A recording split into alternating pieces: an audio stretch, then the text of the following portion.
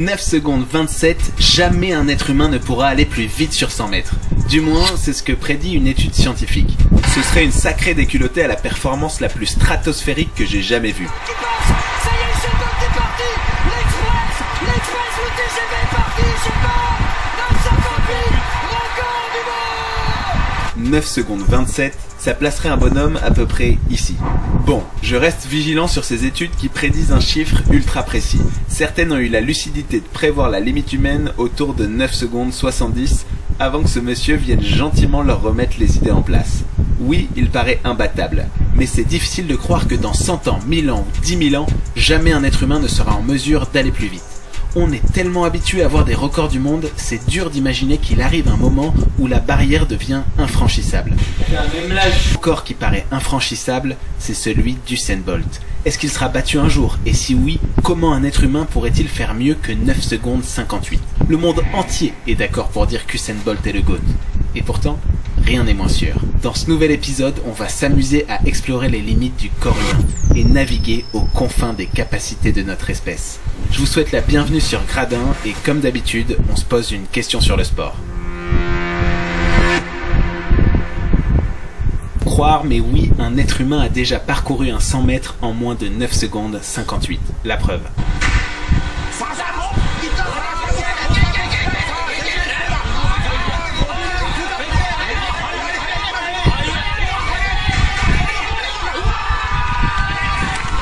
Bon, ok, c'est Justin Gatlin et il tourne pas qu'à l'eau et aux pattes. Mais dans le contexte de cette course, c'est surtout le ventilo géant qui lui permet d'aller aussi vite. En tout cas, ça montre bien que les conditions de course ont un impact majeur sur le chronomètre. Et c'est là que ça devient intéressant. Le mathématicien britannique John Barrow est parvenu à la conclusion qu'en réitérant exactement la même course que pour son record du monde, mais en modifiant les conditions et en améliorant raisonnablement son temps de réaction plutôt mauvais au départ, Usain Bolt aurait pu courir son 100 mètres en 9 secondes 47. Pour cela, il faudrait qu'il bénéficie d'un vent favorable de 2 mètres par seconde à une altitude de 1000 mètres. En effet, avec l'altitude, la densité de l'air diminue, ce qui réduit les frottements et facilite la prise de vitesse. 2 mètres par seconde et une altitude de 1000 mètres, ce sont les limites à ne pas dépasser pour que le chrono soit homologué. Dans de meilleures conditions, Bolt aurait donc pu faire 11 centièmes de mieux. Autant dire une éternité à l'échelle du sprint. On peut donc déjà repousser les limites du corps humain sur 100 mètres sous les 9 secondes 5.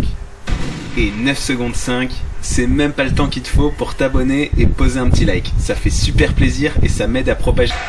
Ça me réchauffe le cœur autant qu'une roulette de zizou ou un hippon bien vénère de Riner.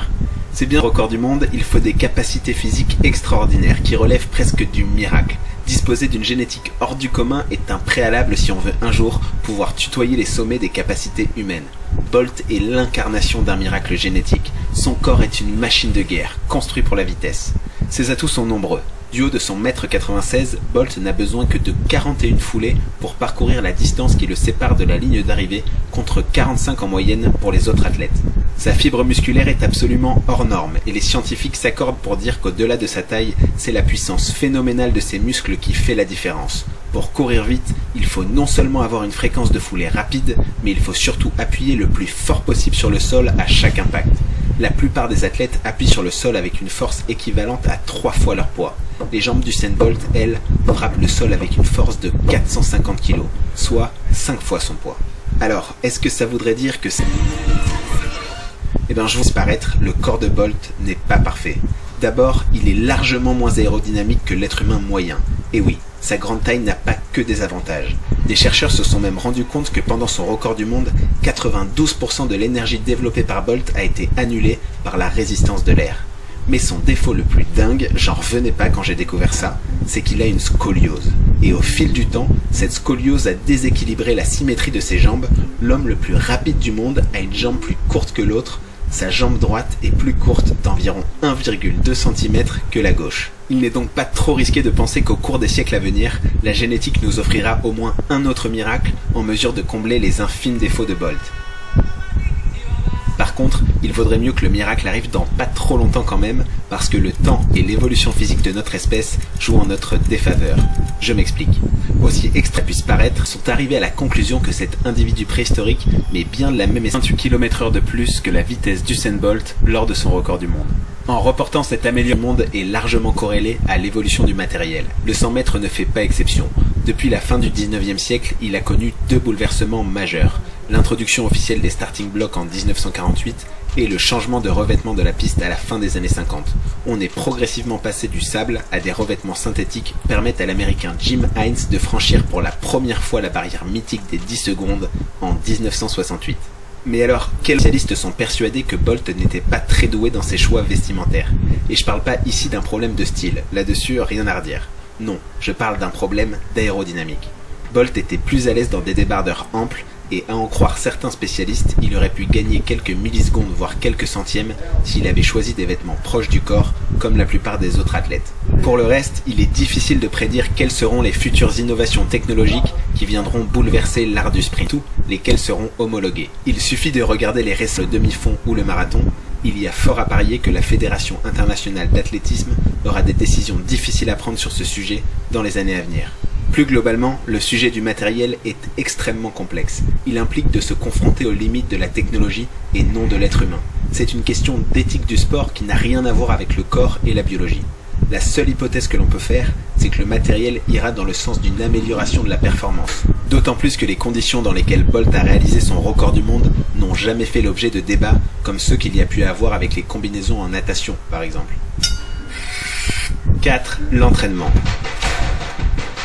S'il y a bien un domaine qui ne cesse d'évoluer depuis que le concept de sport existe, c'est bien l'entraînement.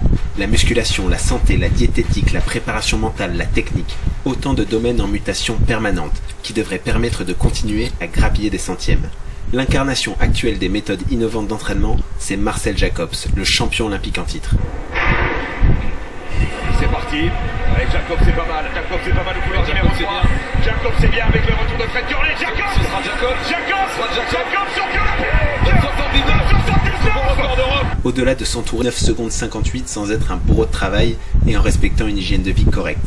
Mais c'est clairement pas l'entraînement qui a permis à Bolt de faire la différence face au gratin du sprint mondial. En tout cas, j'ose même pas imaginer ce qu'aurait produit le corps de Bolt avec les méthodes d'entraînement de Marcel Jacobs. Bon, si je résume, premièrement, Bolt aurait pu améliorer son record du monde de 11 centièmes en changeant simplement les conditions de la course. 2. Bolt est un miracle génétique, mais qui comporte tout de même certains défauts. 3. Le matériel est en perpétuelle évolution et ne pourra que s'améliorer au fil du temps. 4. Si Bolt avait suivi les méthodes d'entraînement de Marcel Jacobs, il aurait probablement été encore plus fort. Donc non, Bolt n'est sans doute pas le GOAT, ou plutôt disons qu'il est le GOAT, jusqu'au prochain. Et il y a fort à parier que son record ne résistera pas à l'épreuve du temps. C'est vrai qu'un nouveau miracle génétique vient de s'écraser sur la planète Terre, son nom est Rion Knighton. 19,49 sur 200 mètres à 18 ans, soit 4 dixièmes de mieux que le senior Bolt au même âge. À voir ce que ça va donner dans les années à venir, notamment sur le 100 mètres.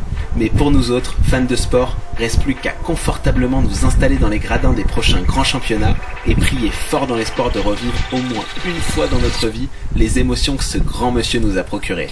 D'ailleurs, si vous voulez en savoir plus sur pourquoi le sport nous procure autant d'émotions, je vous invite à aller voir la vidéo « Pourquoi le sport ».